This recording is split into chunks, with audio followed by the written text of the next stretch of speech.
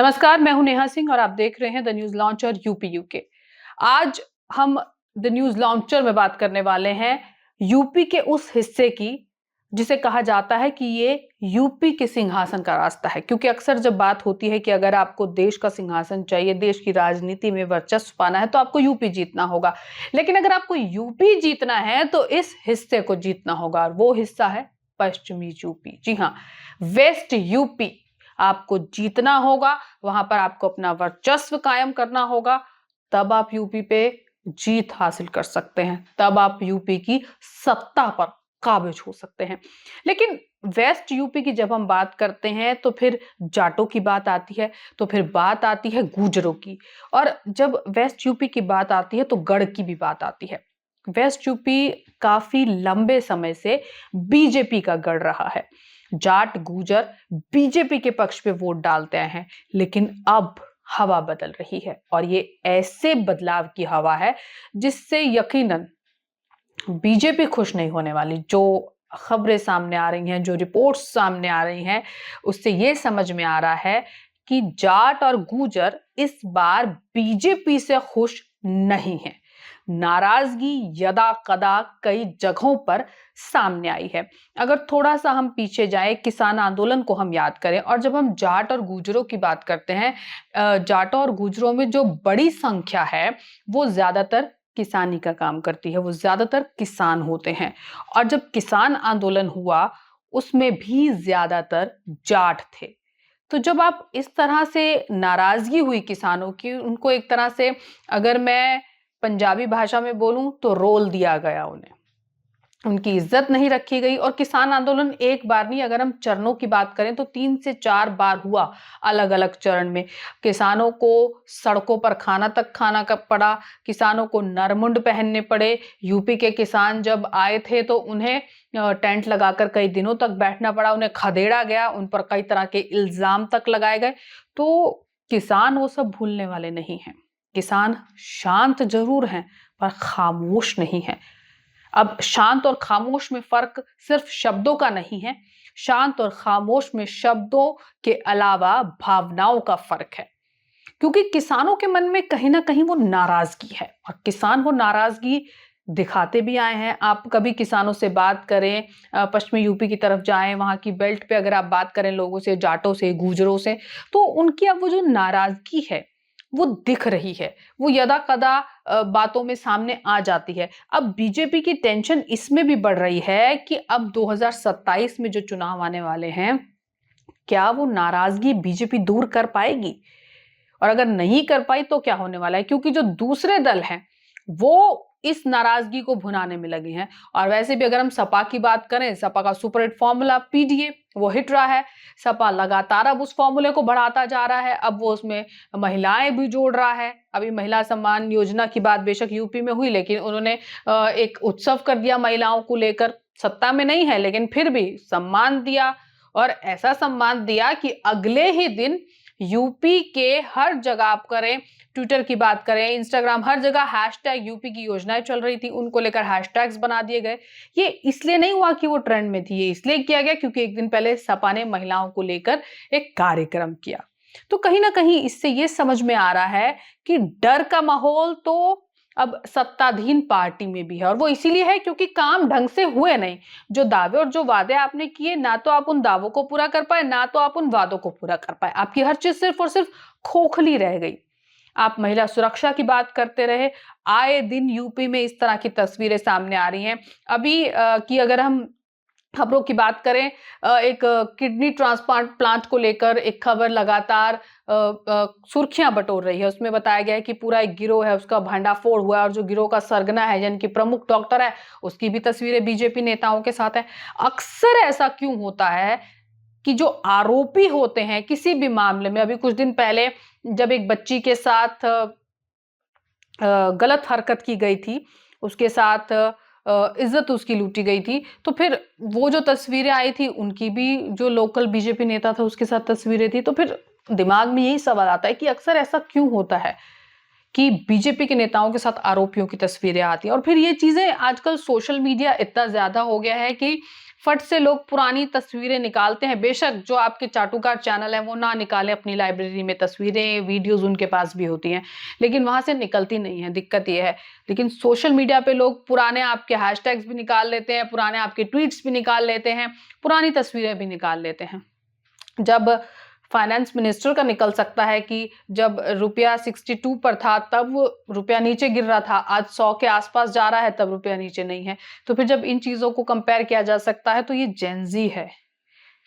और अच्छी बात यह है कि जेनजी अब अपना काम कर रही है, राजनीति में भी बात कर रही है जेनजी, और मुद्दों पर भी बात कर रही है जेनजी। सिर्फ गलगोटिया की बात नहीं हम कर रहे, बाकी जेनजी की बात करें, क्योंकि गलगोटिया तो शायद कुछ और ही सिखा रहा है। चलिए मुद्दे की बात करते हैं। बात यहाँ पर जाट गुजर समुदाय की हो रही है, बात नाराजगी की हो रही है, बात पश्चिमी यूपी की हो रही है, और कहीं ना कहीं वो किला जिसे अभेद किला माना जाता था बीजेपी का, इसमें अब दरारें पड़ रही हैं। और जब दरारें पड़ती हैं तो लोग वहां पानी मारते हैं, और जब पानी पड़ता है तो दरार बड़ी होती है, और जब दरार बड़ी होती है तो दीवार गिरती है। अब दिक्कत यह है कि अगर किले की ये दीवार गिर गई तो फिर आपका किला अभेद नहीं हो जाएगा, फिर वो भेद हो जाएगा। तो जब किला भेद लिया गया तो फिर आपकी सत्ता चली जाएगी। समाजवादी पार्टी के प्रमुख अखिलेश यादव ने अब अपनी रणनीति पूरी तरह से बदल दी है, और काफी समय से हम यही कह रहे हैं कि ऐसी ही रणनीति अपनाने की कोशिश कांग्रेस को भी करनी चाहिए। कांग्रेस डिफेंसिव खेलती है, ये राजनीति है, यहाँ पर आपको अटैकिंग मोड में आना पड़ेगा, और अखिलेश अब अटैकिंग मोड में चल रहे हैं। अखिलेश कोई मौका नहीं छोड़ रहे। पीडीए का फॉर्मूला उनका हिट हुआ, उन्होंने उसमें महिलाओं को भी जोड़ लिया, आधी आबादी को जोड़ लिया। उसके बाद जैसे ही उन्हें समझ में आया कि जाट और गुर्जर समुदाय बीजेपी से नाराज है, भाईचारा रैली में उन्होंने इस किले को भी भेदने की पूरी कोशिश की।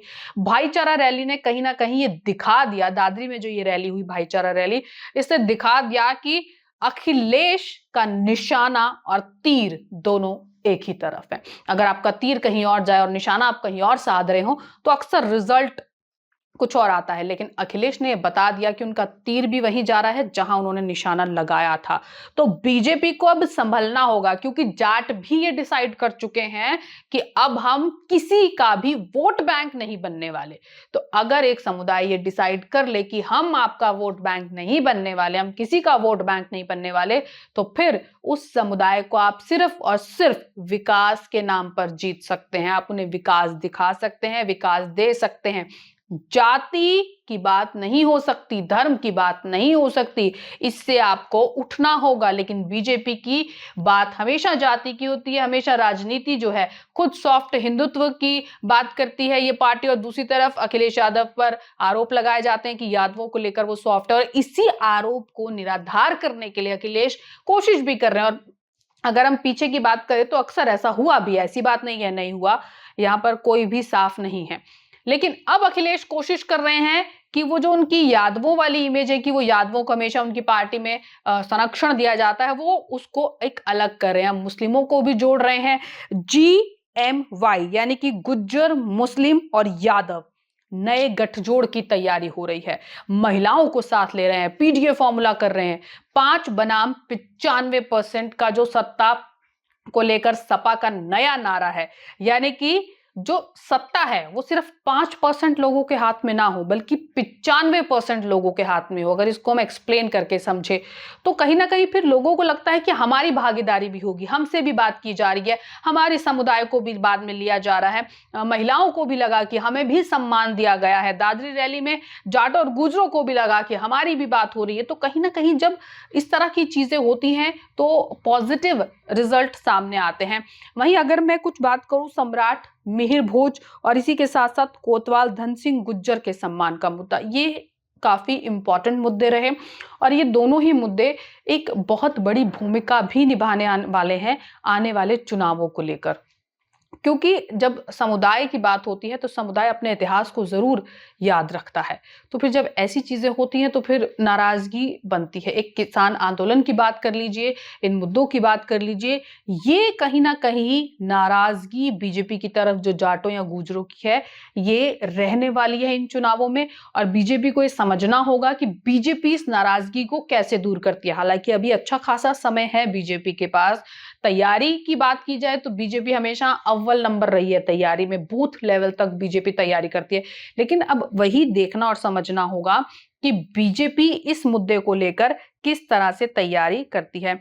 तो वहीं जयंत चौधरी पर भी सवाल उठते हैं, उनकी भूमिका को लेकर भी सवाल उठेंगे इस पूरे मामले में। अगर सीटों की मैं बात करूं, मोटी-मोटी अगर मैं सीटों की बात करूं, तो 24 से लेकर 30 सीटों पर गुर्जर मतदाता हार जीत तय करते हैं। तो ये देखना होगा कि अगर 24 से 30 सीटें गुर्जर मतदाता डिसाइड करेंगे और वहीं 50 के करीब जो सीटें हैं वो ऐसी होंगी जिन पर जाट। तो अगर आप मोटा-मोटा गणित ये लगाएं तो 70 से 80 सीटें जो है वो जाट और गुर्जर डिसाइड करते हैं। 70 से 80 सीटें ये हो गई। उसके बाद अगर हम बात कर लें महिलाओं की भी, तो करीब-करीब 100 से 150 सीटें ऑलरेडी सपा ये लेकर चल रही है कि उनको हम कैसे करें कि वो 101% हमारे खाते में आ जाए। तो तैयारी उनकी ये समझ में आ रही है, जो गणित समझ में आ रहा है। अगर हम सीटों के बंटवारों की बात करें, सीटों पर जातियों की बात करें, अगर हम कि किस जाति की वोट कहां पर ज्यादा है या कौन सी हवा कहां पर तय करती है कौन सी जाति। 2014, 17 और 19 में बीजेपी ने यहां से क्लीन स्वीप किया था। जो मैं आपको बता रही थी कि बीजेपी का अभेद किला रहा है, इस किले को भेदना कहीं ना कहीं नामुमकिन माना जाता था। 14 में भी ऐसा ही हुआ, 17 में ऐसा हुआ और फिर कहीं ना कहीं 19 में भी ऐसा ही हुआ। लेकिन 22 और 24 की जब हमने बात की तो चीजें थोड़ी थोड़ी बदलनी शुरू हुई। लेकिन अब 27 में चीजें ज्यादा बदलती हुई दिख रही हैं, बदलाव ज्यादा आता हुआ दिख रहा है। तो वहीं अगर हम बीजेपी की बात करें, बीजेपी हाई कमान, आला कमान जो है इस खतरे को लेकर तैयारी शुरू कर चुकी है। पन्ना प्रमुखों को इसकी जिम्मेदारी दे दी गई है क्योंकि बीजेपी जाने भी इसीलिए जाती है, बीजेपी बूथ लेवल पर काम करती है। लेकिन वहीं अगर हम सपा की बात करें, जाटों को लेकर रैली की गई और उसके बाद गुर्जरों को लेकर भी बात की गई लगातार। अगर हम अखिलेश यादव की बात करें, उनका गुर्जर प्रेम नजर आया, स्वाभिमान रैली जो उन्होंने की। ये जो दोनों चीजें हैं ये कहीं ना कहीं बीजेपी के लिए 2027 की राहें मुश्किल कर सकती है। वो किला जो अभी तक अभेद था उसे भेद कर सकती है। और अखिलेश यादव जो नए नए फॉर्मूले ला रहे हैं, चाहे वो पीडीए हो, फिर महिलाओं को लेकर हो, फिर वो जीवाईएम हो, लगातार अखिलेश राजनीति में जो नई नई चीजें ऐड ऑन करते जा रहे हैं वो अब बीजेपी के लिए राहें मुश्किल करती जा रही है। बीजेपी को भी अब कहीं ना कहीं अपनी सॉफ्ट हिंदुत्व वाली इमेज से बाहर आना पड़ रहा है। और खुद योगी आदित्यनाथ कुछ दिन पहले बयान दे रहे थे कि मेरे कपड़ों को देखकर लोगों को लगता होगा कि मैं खुद पाखंड या इन चीजों की तरफ ज्यादा हूं या धर्म की बात करने वाले, लेकिन ऐसा नहीं है।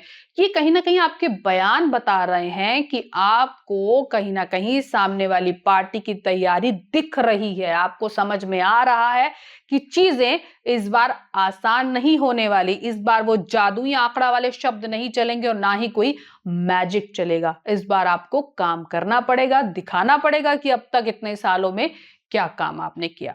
हमारी यह खबर आपको कैसी लगी हमें जरूर बताएं। और यूपी में, पश्चिमी यूपी में खासकर आपको क्या लगता है, किस तरह की राजनीति है, उसे भी जरूर बताएं कमेंट में। और अपने आसपास के इलाके को लेकर आपको क्या लगता है कि इस बार क्या कुछ होने वाला है, क्या बदलाव होने वाले हैं, ये भी हमें जरूर बताएं। हमारे इस खबर को लाइक कीजिए, शेयर कीजिए और हमारे चैनल को सब्सक्राइब कीजिए। नमस्कार।